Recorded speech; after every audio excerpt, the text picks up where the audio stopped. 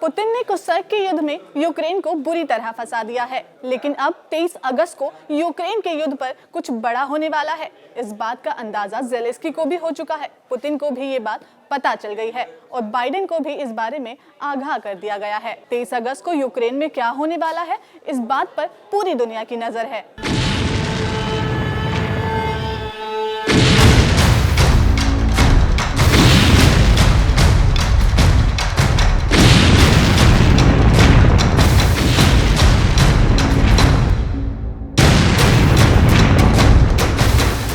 ये आग कब बुझेगी?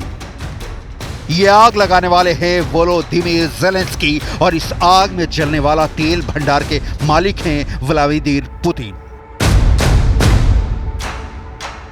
इस आग को देखकर पूरा रूस दहशत में है, लेकिन इस आग को देखकर पुतिन के दुश्मन बहुत ज्यादा खुश हैं। क्या रूस के कुर्स्क में ऐसी आग लगाकर ज़ेलेंस्की ने बहुत बड़ी गलती कर दी है? क्या ऐसा हमला करके ज़ेलेंस्की ने खुद को रूस के मकर जाल में फंसा लिया है? क्या कुर्स्क पुतिन का ऐसा जाल है जिसमें वो अपने दुश्मन को फंसाकर खत्म कर देते हैं? क्या रूस के मकर जाल में फंसकर अब ज़ेलेंस्की के लिए घर वापसी के सारे रास्ते बंद हो चुके हैं? ज़ेलेंस्की के ड्रोन ने रूस के रोस्तोव में इस तेल डिपो पर बहुत बड़ा अटैक किया। अब आग गवाही दे रही है कि रूस में घुसकर यूक्रेन बड़े खतरनाक हमले अंजाम दे रहा है। 3 दिन से भड़कती रही इस आग में पुतिन का रौब, पुतिन का रुतबा और पुतिन की इंटरनेशनल प्रतिष्ठा जल रही है। 500 फायर फाइटर इस आग को बुझाने में लगाए गए। इस आग ने रूस की इज्जत मिट्टी में मिला दी है।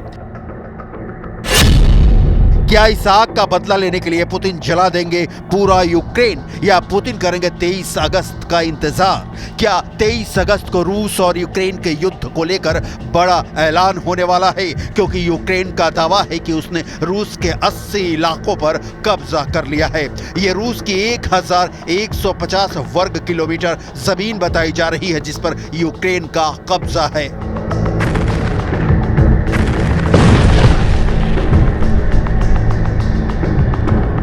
यूक्रेन के एक्शन को लेकर भारत पर इस वक्त पूरी दुनिया की नजर है। प्रधानमंत्री नरेंद्र मोदी 23 अगस्त को यूक्रेन का दौरा करने वाले हैं। 21 और 22 अगस्त को पोलैंड की यात्रा के बाद नरेंद्र मोदी यूक्रेन जाएंगे। 3 दशकों से ज्यादा पुराने राजनयिक रिश्तों के बीच ये पहली बार है जब भारत का प्रधानमंत्री यूक्रेन का दौरा करेगा। India has consistently advocated for diplomacy and dialogue to reach a negotiated settlement.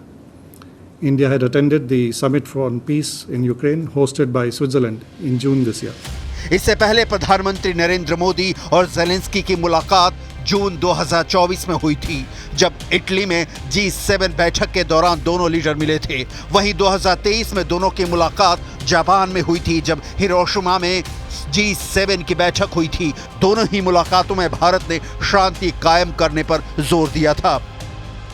लेकिन इस वक्त ज़ेलेंस्की की फौज ने रूस के अंदर कोहराम मचाया हुआ है। कुर्स्क में बहुत खतरनाक युद्ध चल रहा है।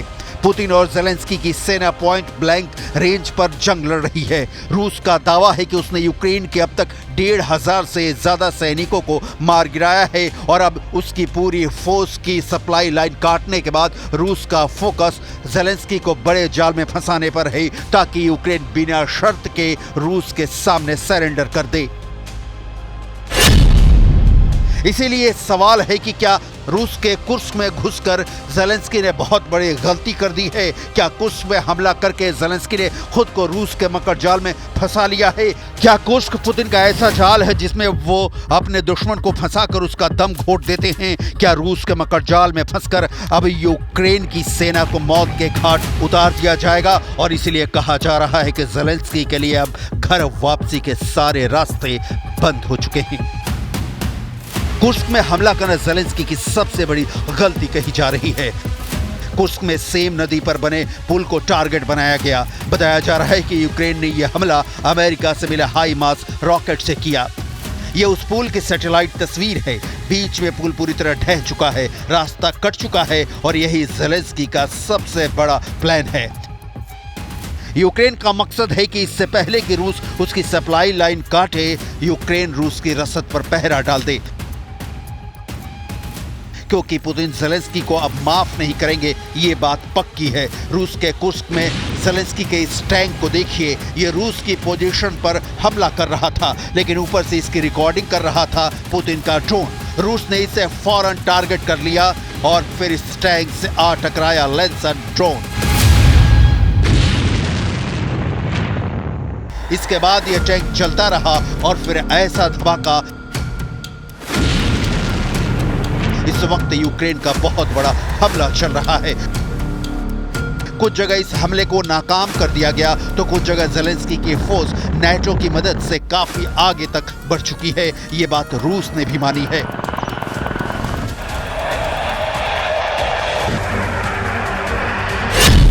यूक्रेन का दावा है कि उसने रूस के अंदर 1000 वर्ग किलोमीटर जमीन पर कब्जा कर लिया है। ज़ेलेंस्की के कब्जे में रूस के 28 छोटे बड़े कस्बे और शहर हैं, जहां से 2 लाख लोगों को हटा लिया गया है। रूस में युद्ध से पलायन हो रहा है। 1000 वर्ग किलोमीटर का मतलब है कि 3 खार्किव शहर। यह इलाका 3 डोनेस्क शहरों के बराबर है। यह इलाका 4 मारियोपोल शहरों के बराबर है। अब ज़ेलेंस्की ये इलाका खाली करने के लिए पुतिन से डील करना चाहते हैं ताकि पुतिन यूक्रेन का कुछ इलाका छोड़ दें। पुतिन के फौज इस वक्त काउंटर अटैक में बिजी है। जिस रफ्तार से ज़ेलेंस्की की सेना रूस के बॉर्डर को चीर कर कुर्स्क शहर की तरफ कूच कर रही है, उससे क्रेमलिन पूरी तरह हिल चुका है।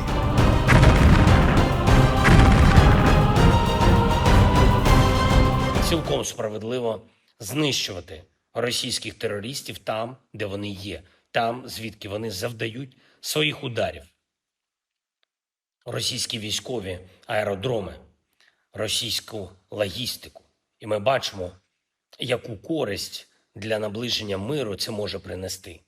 Росію потрібно примушувати до миру, якщо вже Путін так хоче й далі воювати. रूस की फोर्स लगातार ऐसे इलाकों में मोबिलाइज कर रही है जहां यूक्रेन की सेना सबसे ज्यादा हमलावर है। पुतिन के लिए यह खून के घूंट पीने जैसा है। इसमें कोई शक नहीं कि यूक्रेन से ऑपरेशन कुर्स्क ने पुतिन को बहुत गहरा सदमा दिया है। रूस का कुर्स्क इलाका यूक्रेन के उत्तर पूर्व बॉर्डर से लगा हुआ है। 6 अगस्त को यहां ज़ेलेंस्की की सेना बॉर्डर पार करके रूस में घुस गई। इसे यूक्रेन का ऑपरेशन कुर्स्क कहा जा रहा है। यह रूस के खिलाफ ज़ेलेंस्की का अब तक का सबसे बड़ा बदला है, जिसने पुतिन की साख पर बड़ी चोट पहुंचाई है। Now there are many questions remaining about the strategic value of this territory. Why would Ukraine launch an operation like this at this point in the war when their soldiers are outmanned in the Donetsk region, which is Russia's main effort in this war at the moment?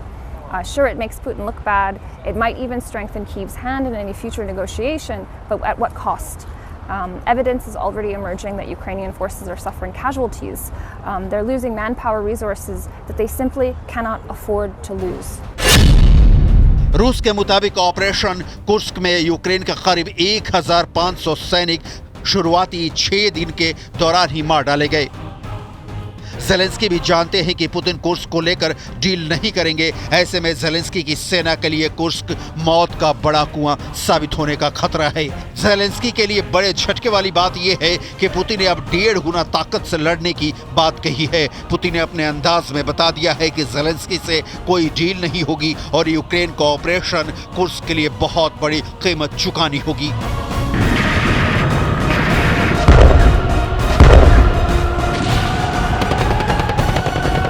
Акции, безусловно, преследуют главную военную цель, а именно остановить наступление наших войск по полному освобождению территории Луганской, Донецкой народных республик, территории Новороссии. И что? Что происходит на линии боевого соприкосновения? Каковы результаты? Темпы наступательных операций российских вооруженных сил, добровольцев, ветеранов не только не снизились, а наоборот увеличились. Putin की force इस वक्त Kursk के अलावा बेलगरद और ब्रयांस्क में बहुत ज्यादा active है। जहां तोप की कमी है वहां तोप पहुंचाई जा रही है, जहां टैंकों की जरूरत है वहां टैंक तैनात किए जा रहे हैं। ये बात तो तय है कि ज़ेलेंस्की ने रूस के अंदर खलबली मचा दी है। पुतिन का फोकस कुर्स्क शहर को बचाने में है, क्योंकि 6 अगस्त को ज़ेलेंस्की ने रूस के अंदर कुर्स्क शहर पर ऐसा हमला बोला है, पहली बार रूस की सेना के पांव उखड़ते देखे गए हैं। Тільки від початку цього літа і тільки з районів Курської області по нашій Сумщині було завдано майже 2000 ударів. Артилерія, міномети, дрони. Ми фіксуємо і кожен ракетний удар. ज़ेलेंस्की को मालूम है कि अगर पुतिन पर कुर्स्क में ज्यादा प्रेशर बनेगा तो पूर्वी यूक्रेन में जो दबाव उन पर बना हुआ है वो जरूर कम होगा। ये बात पुतिन की इमरजेंसी बैठक में भी महसूस की गई। यूक्रेन के ऑपरेशन कुर्स्क के खिलाफ पुतिन का पलटवार देखिए। यूक्रेन के एक एक टैंक को टारगेट करने के लिए पुतिन की फोर्स लगातार ड्रोन ऑपरेशन चला रही है। यूक्रेन के एक एक टैंक को खत्म करने का ऑर्डर मिला है। यूक्रेन की कौन सी बख्तरबंद गाड़ी कहां छुपी है, किस इलाके में उसके टैंक एक्टिव हैं, इसे लेकर हाई कमान ने स्पेशल दस्तों को तैनात किया है। चौंकाने वाली बात यह है कि जो पुतिन खार्किव और सुवै पर कब्जा करने की प्लानिंग कर रहे थे, अब वो कुर्स्क को बचाने की लड़ाई लड़ रहे हैं।